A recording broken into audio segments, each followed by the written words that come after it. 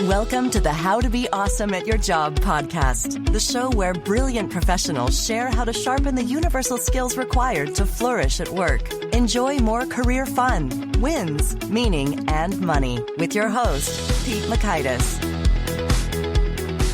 All right. Well, once again, I'm excited to share a fun conversation I had with James Sudakow. And James really highlighted the absurdity of jargon that we use in our daily work lives. So I think we have a lot of fun and laughs along the way exploring this. And you'll learn, 1, why do we do this jargon stuff? 2, how the use of such jargon can actually damage our credibility and having people take us seriously. And 3, some key phrases to avoid right away and what to use in their place. Check out the show notes, transcript, and things mentioned at droponbyawesomeatyourjob.com. And here's a bit about James. James Sudakow is the author of Picking the Low-Hanging Fruit and Other Stupid Stuff We Say in the Corporate World. He serves as the principal of CH Consulting, Inc., a boutique management and organizational effectiveness consulting practice he founded in 2010. Sudakow specializes in helping companies manage organizational transformation, create talent management strategies and programs that maximize employee capabilities and improve business performance. Before starting his own consultancy, James held leadership roles in several global multi-billion-dollar organizations across the technology and healthcare industries. For more information, visit him at jamessudakow.com. And now, here's James. James, thanks so much for peeling back the kimono, if you will, with us here at How to Be Awesome at Your Job. Great start. You know, that one in particular I find troubling. It seems a little suggestive and uncomfortable. It's horrible. Yeah. The kimono thing is, the visual imagery alone makes me never want to use it. It's terrible. Yeah, I mean, I think that might even maybe prompt a sexual harassment kind of a HR issue. On a serious note, if you actually talk to some women in the workplace, they're actually quite offended by it for that reason. Yeah. It's a pretty interesting thing, yeah. Well, hey, right off the bat, less than 1 minute in, we've got one quick tip about jargon. Don't ever use that one. Pretty much. Ahead of the game.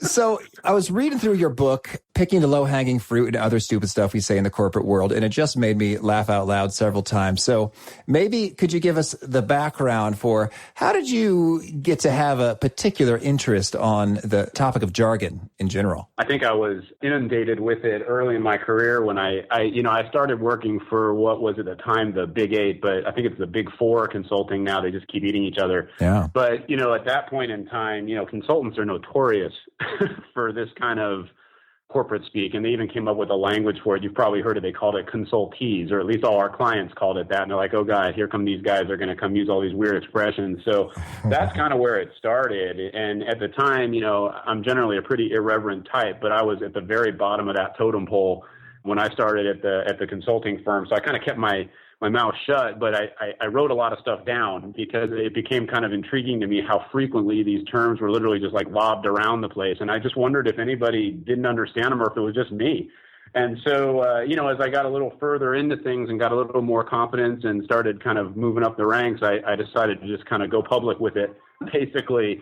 And, in the book, I kind of described what I really did, which was I got promoted to manager. I'm not sure how they decided I was, not irreverent enough to do that, but they put me in a manager position. And so I got into an office that actually had a whiteboard. And so I decided to use it for my productive purposes, which was just to literally write down all of the ridiculous expressions I was hearing people use and hopefully, not allow them to at least not say it in my office. And that's kind of how it started. And it kind of became just kind of a big joke. I was actually impressed with the sense of humor everybody had around it, although it didn't stop them from using the expressions. At least they laughed a little bit about it. Yeah, absolutely. And I believe Deloitte actually produced a piece of software called the Bullfighter to reduce this. That is exactly right. Yeah. And you may have even heard there was for a while, and I think it's still out there. You can probably download this online somewhere. There's like Consultees, BS bingo out there, where you can literally kind of play a game and see how many times people say all this ridiculous stuff. And Deloitte did kind of do the Bullfighter, which is really funny. Oh, that's cool. So were you directly involved with that, or that they just sort of took a page from your book and carried the baton further? Oh, look at me. I'm doing it. Yeah, I think they realized just how profound the statement I was truly making was, and then they just kind of took it for themselves, right? I think that's what happened. Certainly. Well, we'll give you credit. That's good. So, I mean, in a way, it's funny. There's jargon. People say it. And sometimes it's like, why are you saying that? That's kind of goofy. But you suggest that this is actually problematic. Like there are negative consequences associated with the use of jargon. And could you lay those out for us? Yeah, it's interesting. Clearly, it's not the end of the world, but what I have noticed, and my experience was kind of partially related to it, and then what I've noticed actually even since I put the book out is that people have come up to me and said, I know that the book was, meant to be mostly funny and just kind of taking shots and having a good time with things, but they said, there were at least 10 or 15 terms in there that I've been hearing for years and I didn't know what they meant. And so to get to your point, there's probably two unintended consequences of this ridiculous language. And I think the first is there are people out there that generally don't know what some of this stuff means, especially people earlier in their careers. I know I didn't.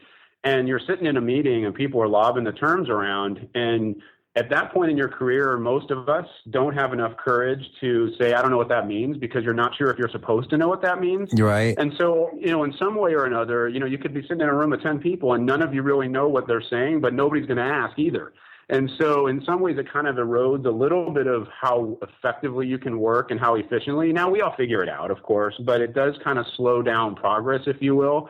So that's kind of like the first point. And I think the second point, which I see more with leaders than with, staff employee levels, is the credibility issue.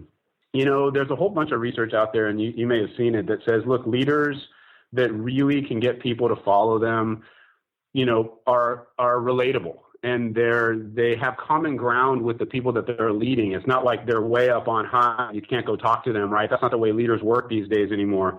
And the language that they use needs to feel relatable and like make, there needs to be common ground with the employees, and using stuff like paradigm shift and open the kimono. I don't know anybody that talks that way. Mm-hmm. So when leaders do it, it kind of impacts their credibility because people are kind of laughing. They're not going to laugh at them right then and there, but they're certainly laughing behind the scenes saying, I can't believe this way this guy talks. So that's a little bit of kind of some of the unintended negative consequences of using the language that way. Absolutely. And I remember there was, had a good friend, and I'll keep the names of the companies silent. There was a good friend at a major athletic apparel company. He was kind of getting together with kind of a group of folks, kind of cross-functional, interdisciplinary, for an opening meeting.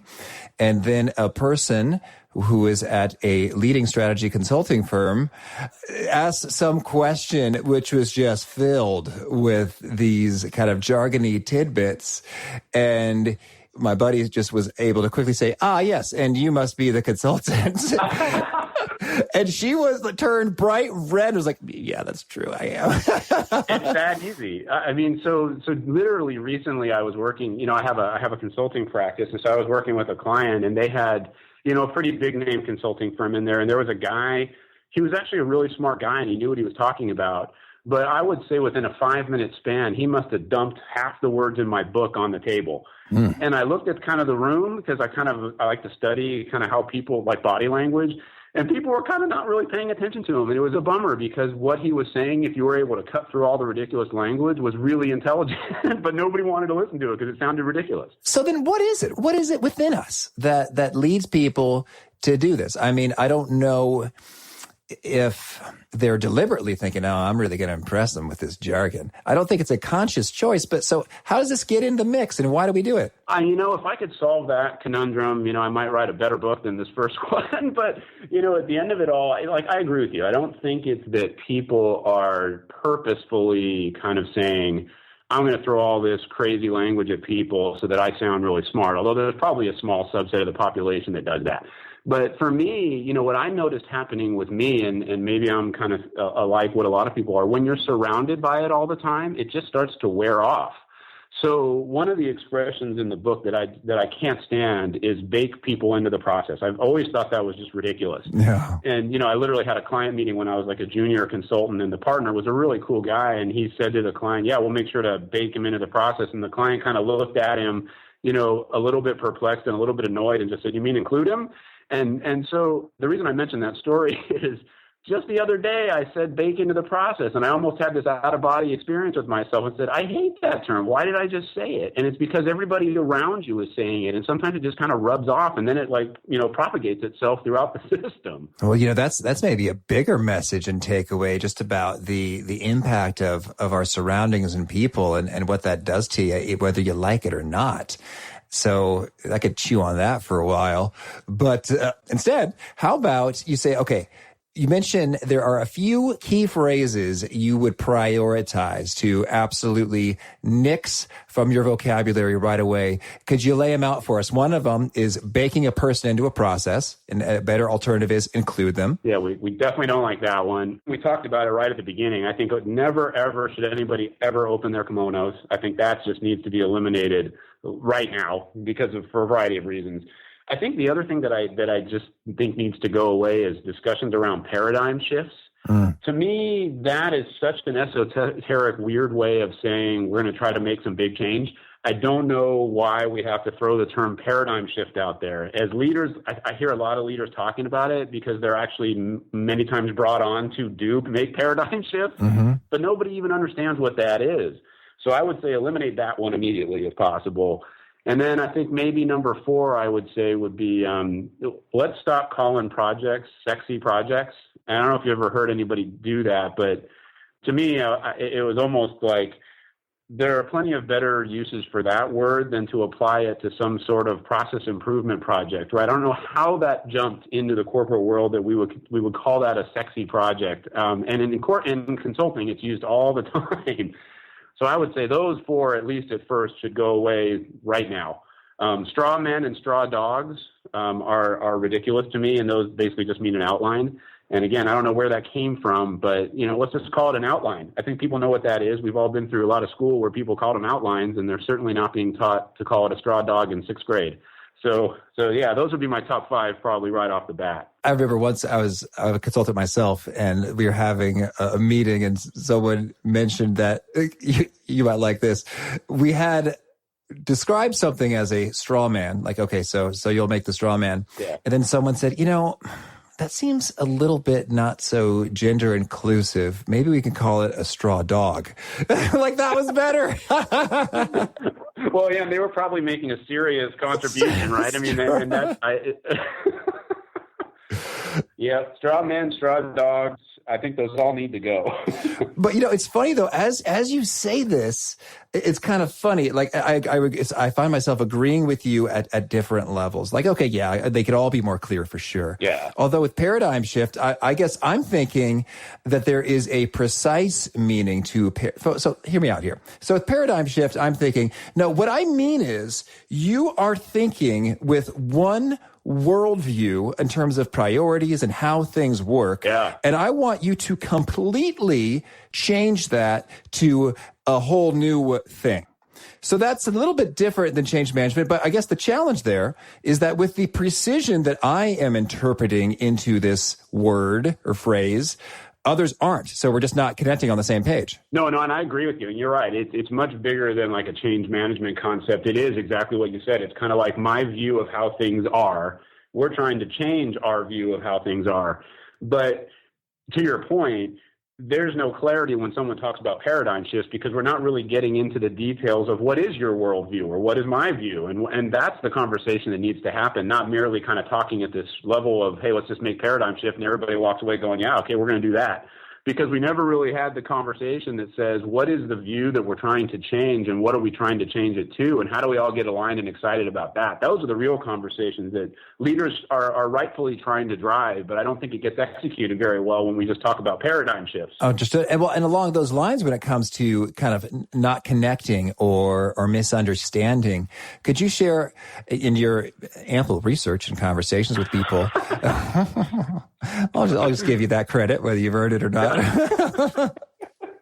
In those conversations, what are some of like the most misunderstood phrases? Like, oh, I thought you meant that by that jargon, but you meant this totally different thing. What are some examples of those? Well, that's a good one. I would say, one of the things that I see, and this is not a super common one, but the tissue rejection concept is a really weird kind of expression. And I don't think people have any clue what it even means. Like when I hear some leaders talk, and they're trying to say, hey, look, this isn't going to work, right? It's going to get thrown out. But the concept of tissue rejection, when I hear leaders saying it, you definitely get a crink in the face. Like you see the legitimate crink in people's faces, where some of the other ones, they can remain a little bit more stoic.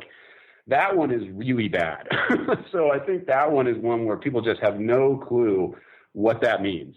I think a lot of the other ones, people kind of know, they just don't like it, right? Or it doesn't feel super good. Well, yeah, I crank in the face. That's exactly what happened to me as you said that. I go, ugh. Because it's also visceral. I'm imagining literally a person opened up on a surgery table. Yeah. I mean, I kind of joke around in the book. I said, look, please don't ever use this term, especially if you work in the healthcare industry. I mean, who knows what kind of negative connotations that's going to throw around your company for throwing, tissue rejection in the middle of a conversation where you're not really talking about the scenario you just described. Oh, yeah. So I guess the alternative is just to speak plainly. And this is something that's just struck me. Maybe people don't speak plainly because they're a little bit scared. Like what they're saying is controversial. It may not be agreed upon as much. They could feel like they're going out on a limb or sticking their neck out. All these metaphors. Yeah. I can't stop myself. In order to suggest the thing they're suggesting, and they almost are taking a little bit of cover or protection inside a bit of the ambiguity that these phrases offer. That's an interesting perspective, and I might share. I think you're right. I mean, in some ways, it might be a nice way of not totally committing because you're able to kind of speak in somewhat ambiguous terms. But, the other thing that I think might be going on is sometimes like speaking in really common language, sometimes, and I think we're taught this actually through the years in school, you're taught to write essays, not necessarily using flowery words, but certainly not using really basic words, right? And so I think maybe through the years, that's kind of inculcated into us a little bit that speaking in really grounded common language may not give us the credibility that we think we should have by using words like that. I mean, I don't know if that makes sense or not. I had a great, I can talk to an experience of the opposite. There was this really great COO of a company that I used to work for before I started my consulting practice. And he would literally get up there in front of, this is a global company of like 20,000 employees, and they'd have these town halls, these quarterly town halls, and he'd stand up there in front of everybody, and he would say, you know what, our goal is to make really good stuff, make it at a really good price, and make it really good quality, and then go sell a lot of that really good stuff. And so he was so seasoned that he didn't care. And actually, people loved when he went up there and talked, because everybody walked away going, all right, cool. I mean, he probably took it way over to the other side of the pendulum, but he still came across as highly credible because people knew who he was, and they knew what his experiences were. But sometimes I think we make the mistake of thinking that speaking like he spoke degrades our credibility or the intelligence we're going to convey to others. And I don't think it does. And I think if you just take it one step further along those lines, like our goal is to make really good stuff. And we've been getting a lot of complaints about this issue. And so we're falling short here. So we need to, as opposed to, after running an analysis of the customer point of view experience research, we've driven some insights along the lines. It's like, right, the stuff we're making isn't good, and so we got to fix it. Yeah, he could have stood up there and said, let's take a deep dive and really start to explore. We need to do some knowledge transfer from one team to another, and then he would have just lost everybody. But to your point, if he just said, hey, we got some problems, we got to go fix it. I mean, that's the kind of language he used, and everybody walked away knowing exactly what the issues were and what we needed to do, right? So it was actually really effective. Oh, that's fun. Well, let's see. Well, I guess I'm convinced. You've got me persuaded. Let's do less jargon. So tell me, is there anything else around this topic you want to make sure that we cover off when we're thinking about jargon and speaking clearly and maintaining poise and professionalism? Well, I think the only thing I would say is, how do you stop it, right? I mean, that becomes kind of the bigger challenge here, right? I think everybody knows it's out there. Most of us don't like it, but yet somehow it keeps going, right? So for me, one of the things that I always try to do is, and do it as nicely as possible, is look, if people are using weird jargon, just to go up and say, hey, you may have lost that room. And maybe if you had talked a little bit, maybe if you had said it a little bit like this, you might have gotten a little bit better kind of focus, or people might have paid more attention. And I've actually started doing that, where, that example of the guy who dropped half the expressions in that 5-minute period. I actually went up to him and talked to him afterward and said, hey, you had some really good things to say. I think you lost the room. And I think you did it because you didn't come across as just kind of speaking normal, basic language. And he was actually quite appreciative of it. And I did see him in subsequent meetings where, he was trying to just kind of be a little more basic. It was hard for him because I think it was programmed into him so much. But my overall point is, I think if we really want it to go away, I think it kind of requires all of us just to kind of nicely prod people to use more normal language, and maybe it'll start to go away a little bit over time because it's so ingrained in the corporate world to use all that stuff. Okay, well, that was quick and fun and easy. I don't know. Well, while we've got you on the line, any other brilliant insights you've collected along the way of business and consulting and change management and your work with that, with regard to people, communication, language, and how it can be optimized? Yeah, I'm not sure I have anything brilliant ever to say, but the one thing that I have learned right these days, especially with how the corporate world is working, this is the landscape we have now, right? We have a landscape of people moving faster than they probably ever moved before. People can be gotten a hold of in like 50 different ways nowadays, right? There's no hiding, not that anybody's trying to hide, but there's no downtime either because the communication vehicles are so frequent and there's so many of them that people are in constant communication with each other. They're moving really fast. And most companies these days are cutting as many resources as they can to be, as quote unquote lean as possible, right? It's just kind of the new normal to use that expression. And so communication is really interesting in that environment. And what I tend to notice a lot of is people running right by stuff and not getting the communication they need because they're inundated and it's overdone, right? So we think that maybe the best way is I'll just keep sending an email to this guy and we'll keep telling him kind of, hey, I need this or this, we need your input on this, or can you make a decision on this or that? But that guy is being inundated from all sorts of different directions, right? So I think from a communications perspective, what I have found, as strange as it may seem, is the face-to-face thing and getting time to actually talk versus always using the technology is more important now than it ever was before that technology ever existed to supposedly replace it. And I don't know if that makes sense or not, but I have found when I can't get a response on text or the email, I'm just not getting anything back. I just pick up the phone and call the guy, or I walk over to his office and say, hey, do you got 5 minutes? And I think, our thought was at one point that the technology might replace that from a communications perspective and make us more quote unquote efficient.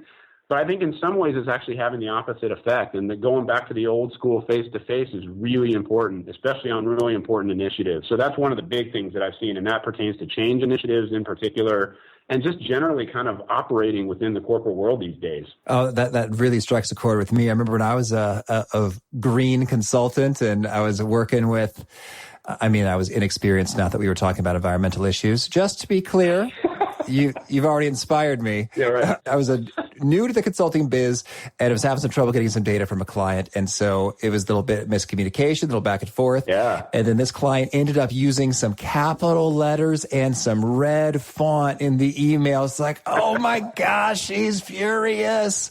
Yeah. And we thought, okay, you know what? We're just gonna drop by there. We're gonna have a conversation about kind of what we need from the data and how what she sent us wasn't quite what we were looking for. And so we were like bracing ourselves. Like, okay, this is going to get a little nasty.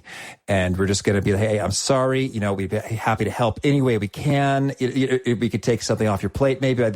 So we were kind of nervous walking in there. Yeah. And then she was just the sweetest, most professional, kind woman. And she's like, oh, okay, yeah, that makes a lot of sense. Thanks a lot for dropping by. And it was like, there you go. It hit home. It left an impression like, okay, note to self, in person makes a world of difference. Mix it up. And I think the mix it up is a great way to kind of phrase it, right? It's not that we have to do everything in person like it was when we didn't have any of the technology that we have now, but I think over-reliance on one of those technological vehicles actually creates problems because, even within emails and texts, as you can't read body language. You can't read between the lines. You can't kind of have the nuanced conversation because there's just no space for it. Right. And so that stuff becomes really important, especially when you're dealing with potentially sensitive issues. Those are face-to-face things, and I hope those never go away. I think that's part of kind of what makes it work effectively. We're human beings. Amen. Yeah, we're people. Exactly. Well, are you ready to shift gears and talk a little bit about some of your favorite things? Sure.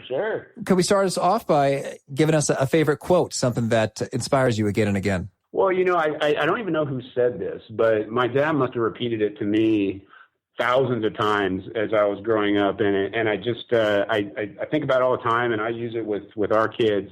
And it basically says there's two ways to do things. There's the easy way and the right way. The easy way is rarely right, and the right way is rarely easy. And I just love that expression. I love the quote because it's something to think about. And I'm always kind of saying, am I taking the easy way or the right way here? And most of the time, of course, we want to take the easy way, but most of the time that's not the right way to do it. So it's a nice way to kind of gut check yourself and make sure you're doing it right. So I love that one. I think it's practical and it's actually quite insightful. Oh, good. Thank you. And how about a favorite study or experiment or piece of research? That's a hard one. You know, it's interesting. I'll kind of confess to you, I'm a bit of a science geek.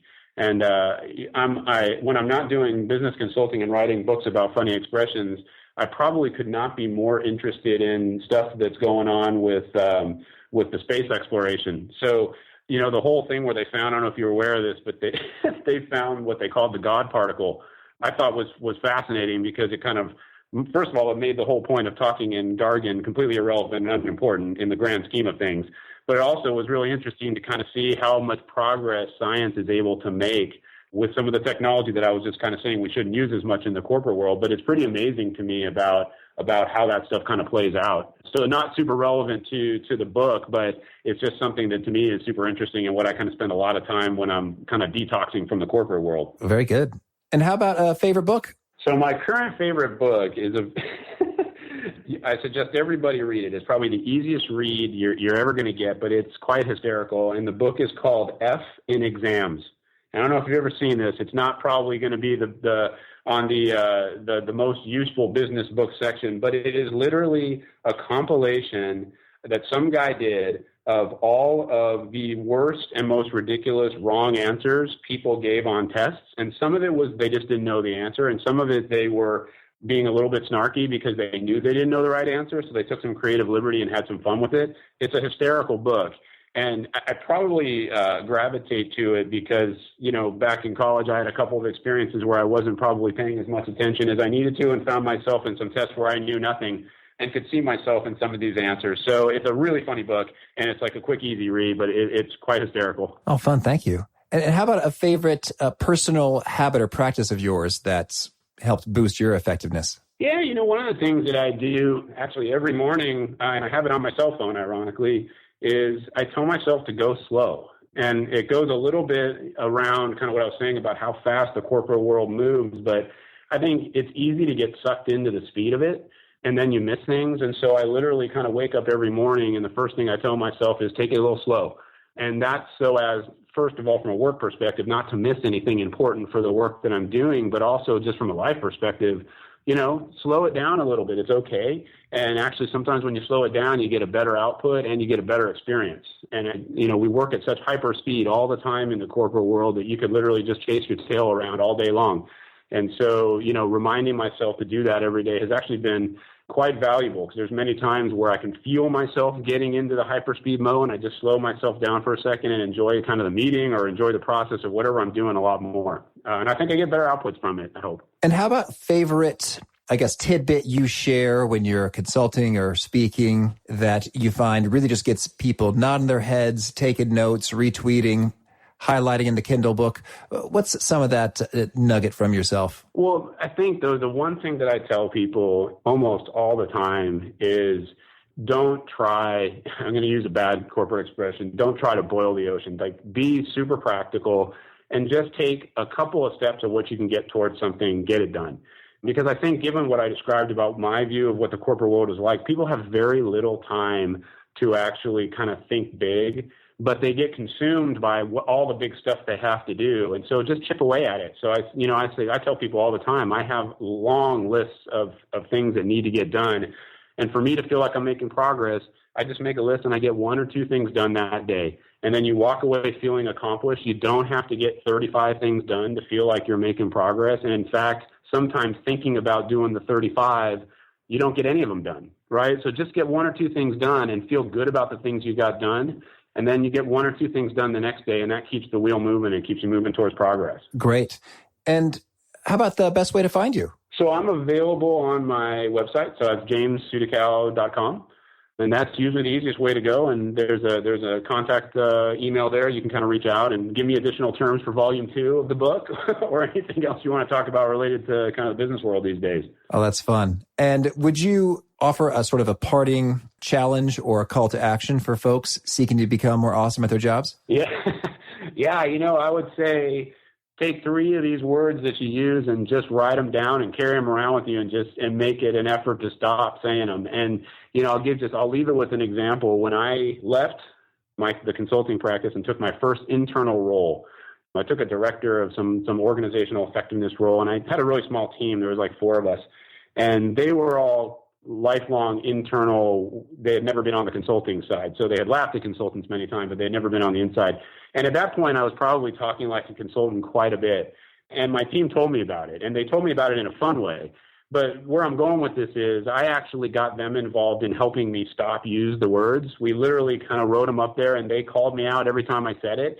And so my point is, get others to help you and make it a fun thing to kind of start talking in normal language. And it actually helped build, some team building on our team, right? Unintentionally, we became a lot closer. It became a nice, fun way.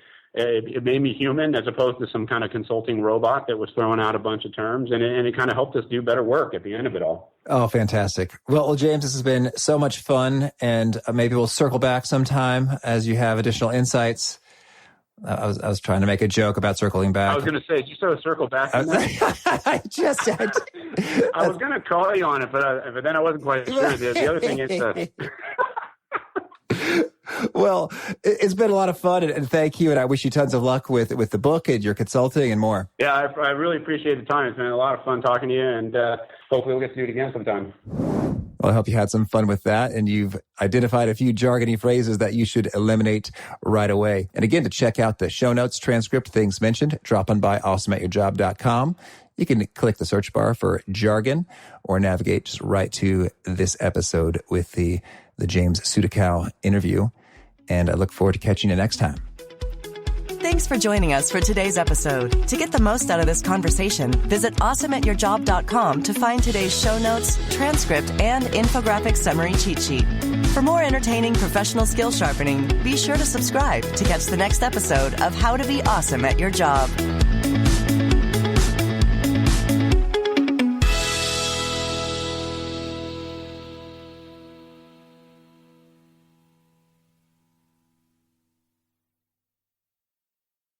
Save on Cox Internet when you add Cox Mobile and get fiber-powered internet at home and unbeatable 5G reliability on the go.